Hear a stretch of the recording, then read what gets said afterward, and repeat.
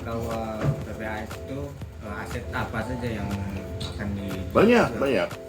Salah satu Banyak. Semua contohnya. jenis aset kita mulai dari kendaraan, terus peralatan mesin, terus tanah, terus hasil dari bongkaran bangunan ya banyak. Jenisnya banyak dan sebagian besar memang sudah dilelang, sudah terjual sebagian besar gitu ya. Dan sebagian lagi belum.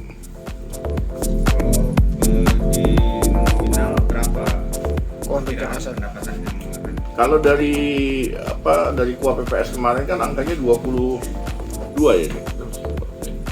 Penjualan aset. Berapa Pak Joko kemarin angkanya? 20 berapa? Berapa kemarin? Ya, angka punya lo. 29 ya. 29 miliar.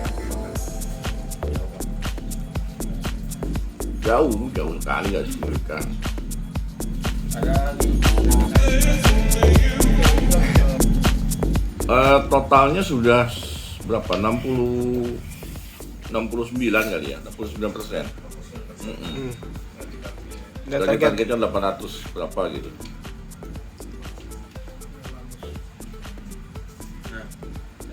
ada lagi Ya itu, dia menjadi salah satu sumber alternatif sumber pendapatan asli daerah gitu.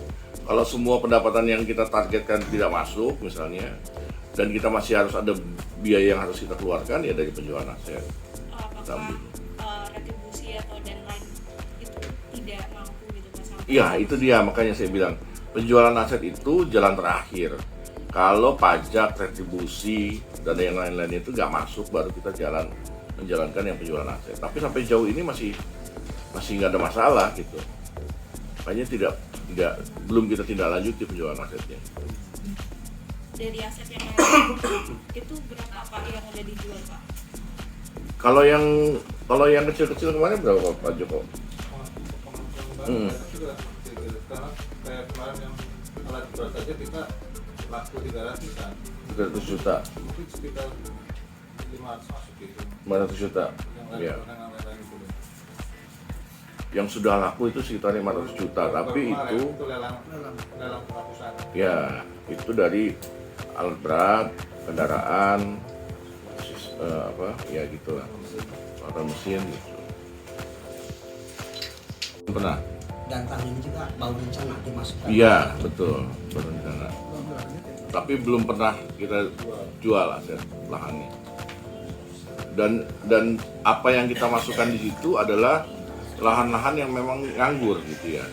Jadi nggak ada tuh cerita yang katanya ada bangunannya, lahan dipakai, itu nggak ada. Semua yang kita ajukan, semua yang kita rencanakan dijual itu adalah barang-barang yang memang tidak terpakai dan nganggur gitu. Termasuk kayak tadi kendaraan, sepeda motor dan segala macam itu memang sudah nggak bisa lagi kita pergunakan gitu, kayak kita jual, kita rela.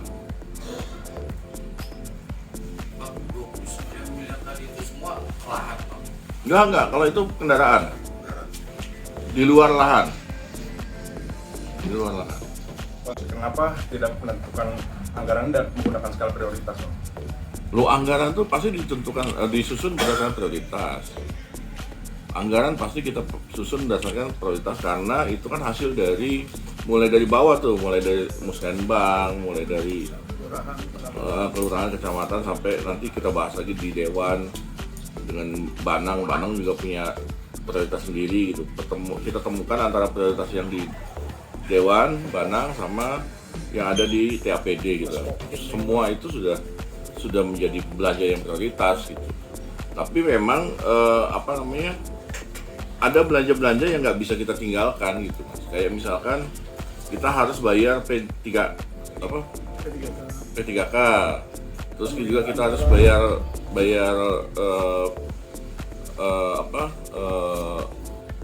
yang kesehatan itu, program kesehatan. Ya, itu yang begitu-begitu kan nggak bisa kita tinggalkan gitu. Walaupun P3KM itu kita nggak bisa, misalnya nih saya tentukan kayak kemarin anggota dinas kesehatan menganggarkan sekitar 10 miliar gitu ya. Tapi kan yang namanya orang berobat itu nggak bisa kita tahan gitu. Sehingga tiba-tiba nih anggaran yang 10 miliar habis gitu, kurang. Akhirnya mau tidak mau kita tambahkan dia jadi 20 miliar. Nah 20 miliar ini kalau dia baru dianggarkan di perubahan, akhirnya dia tidak terserap semua, pindah ke tahun depan. Belanja-belanja yang begitu itu ya nggak bisa kita hindari. Gitu. Jadi P3KM itu belum dibayar Mas? Atau Sebagian belum bisa karena belum ada anggarannya. Oh. Sebagian belum bisa dibayar karena nggak ada anggaran. Iya. Ya, wabarakatuh. Ya, menyikapi perkembangan berita yang belakangan ini beredar di media, baik di koran, di media online dan segala macam gitu ya, terkait penjualan aset itu yang ada di KUA PPAS yang tempoh hari sempat instruksi oleh anggota Dewan beberapa hari yang lalu gitu. Terus berkembang menjadi berita yang bisa dibilang jadi bola liar gitu ya kemana-mana. Perlu kami jelaskan, yang pertama sebetulnya kalau Bapak Ibu lihat, penjualan aset itu bukan baru akan dilakukan tahun ini gitu. Tapi sudah sejak dulu sekali kita sudah mencantumkan penjualan aset itu sebagai salah satu pendapatan daerah yang akan menyokong kegiatan-kegiatan di Pemda gitu ya. Sudah sejak dulu. Nah, kemarin terakhir sebetulnya rencana kita menjual aset yang kemudian kita masukkan di dalam KUA dan PPAS itu sudah kita rapatkan, sudah kita bicarakan bersama dengan Dewan selama beberapa hari dan diambil kesimpulan bahwa rencana itu bisa diterima dan dimasukkan ke dalam KUA PPAS. Kalau ngomong apakah diperbolehkan, sangat-sangat diperbolehkan gitu. Bapak Ibu kalau lihat peraturannya di Permen 77, di Pedoman Penyusunan APBD, penjualan aset itu merupakan salah satu sumber pendapatan asli daerah. Iya. Selain dari pajak, retribusi, kekayaan daerah yang dipisahkan, ada lain-lain pendapatan daerah lainnya yang salah satunya adalah hasil dari penjualan aset. Tapi perlu diingat bahwa penjualan aset yang dimasukkan di KUA PPAS itu masih sangat jauh gitu. Itu baru rencana pemerintah menjual aset kalau misalkan ternyata nanti perlu dana besar yang tidak tercover oleh pendapatan di luar pendapatan dari penjualan aset. Pendapatan kita itu kan banyak gitu.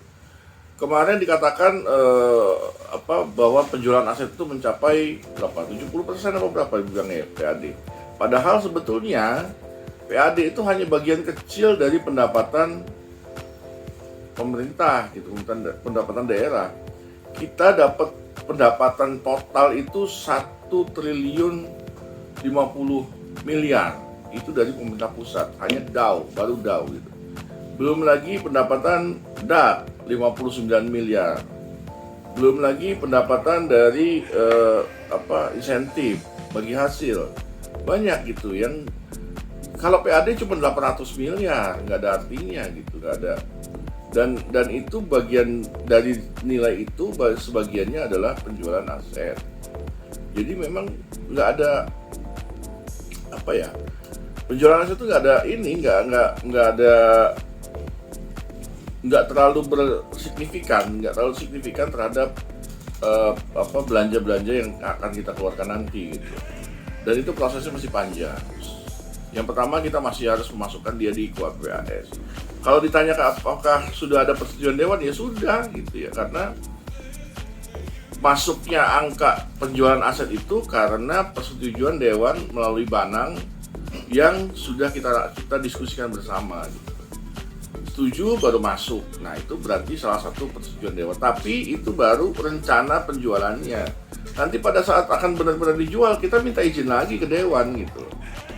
Dari situ kita masih harus mengajukan appraisal, perhitungannya berapa nilainya sesungguhnya gitu.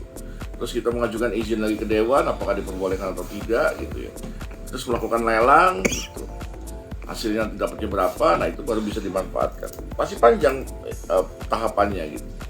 Tapi yang kami herankan kenapa juga hal ini baru dicuatkan belakangan ini gitu ya. Kalau Bapak Ibu lihat sudah beberapa tahun terakhir ini kan selalu kita masukkan angka penjualan aset itu, karena penjualan aset memang diperbolehkan dan memang itu merupakan salah satu sumber dari pendapatan asli daerah dimanapun, tidak hanya pemerintah Kota Bandar Lampung. Tapi kalau Bapak Ibu lihat di pemerintah daerah se-Indonesia ini pasti ada pasti semua pemerintah daerah itu memasukkan salah satu sumber pendapatan asli daerahnya adalah dari penjualan aset. Apapun bentuknya pasti ada yang dimasukkan dalam sebagai sumber dari pendapatan asli daerah. Itu mungkin ya Bapak Ibu ya, sementara informasi dari kami, mudah-mudahan ini tidak menjadi bola liar kemana-mana gitu. Kalau memang ada hal yang